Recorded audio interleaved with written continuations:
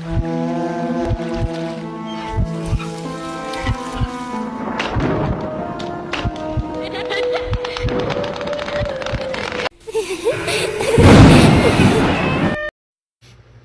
year was 2010. Me and my girlfriend Stacy were planning on going on a trip to a town called Russellville, Arkansas, which was about an hour and 17 minutes away from the cabin where we lived. By the way, my name is Ben. We both planned on going on this trip because we were going to separate colleges the following May when we graduated from high school. She wanted to go to University of Arkansas while I wanted to go to Louisiana State University, or LSU, in Louisiana, so that we can both focus on our careers and hopefully see each other once we get our degrees or scholarships and future jobs. This was the time for us to spend together one last time before we separated and parted ways for a long distance relationship.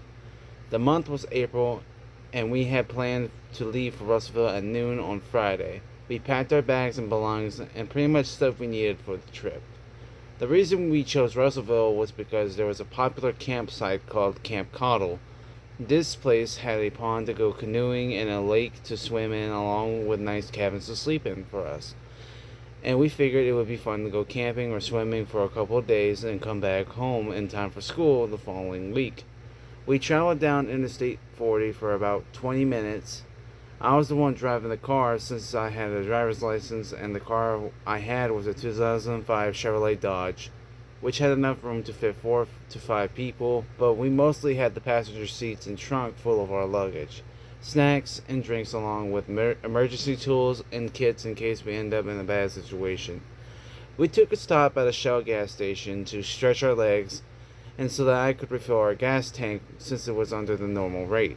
As my girlfriend was waiting on me to fill up the gas, she went inside the station to use the restroom, which I told her to be careful since we don't know the people working there, and I have had a high protective sense when it comes to me and my girlfriend going to places by ourselves, especially if I let her go to a place literally by herself.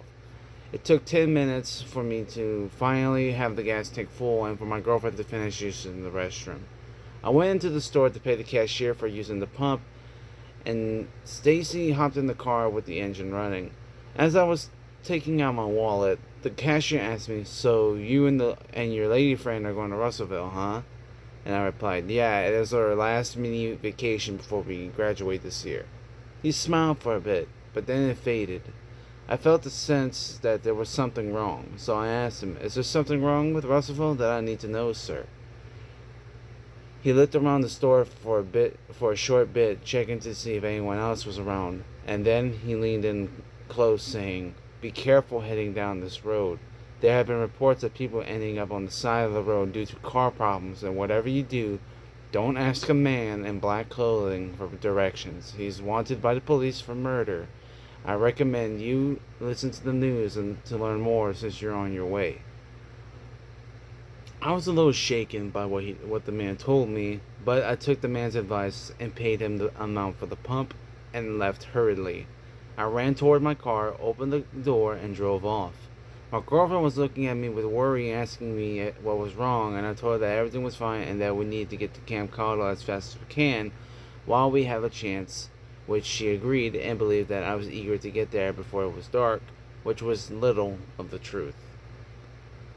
I was more scared of what could happen if we didn't make it or we ended up encountering this crazed person. We continued to drive the interstate for a few minutes until we reached a problem. One of the roads was blocked and we didn't see it on our GPS. I was frustrated and anxious about the situation, but Stacy told me that there was an alternate route on Grimm Road, which, as it said on the GPS, would take 30 minutes to get where we needed to go.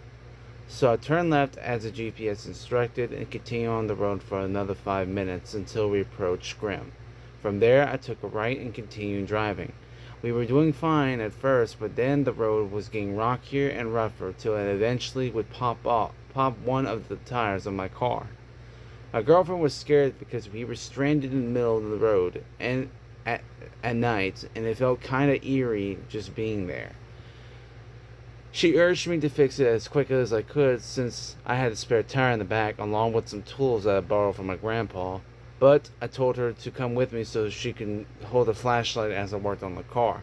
We both went to the back, and I opened the trunk to get the tire and tools. She was holding the flashlight as I was looking for the jack to lift the car, and as for the car, I turned off the engine and lights to save gas and battery once I was finished replacing the tire to continue our way. I found the jack and under the car, found the jack, and we moved to where the flat was, which was the front driver's side on the left. I got the jack and placed it under the car and began to jack it up. Stacy was standing beside me and keeping lookout if anything seemed off. I finally started working on removing the bolts holding the tire, but as I was doing it, Stacy started to whisper me this. "Babe, I just heard something from the side of the cornfield." I looked up at her and I replied, "It could be just a deer or something. No problem." She reluctantly agreed, and I continued to work on fixing the tire, but then me and her heard the sound of slow-paced footsteps coming toward us.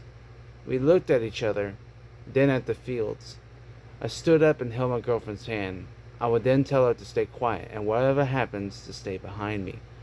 A few seconds later, we would both be relieved when we saw it was just a homeless man.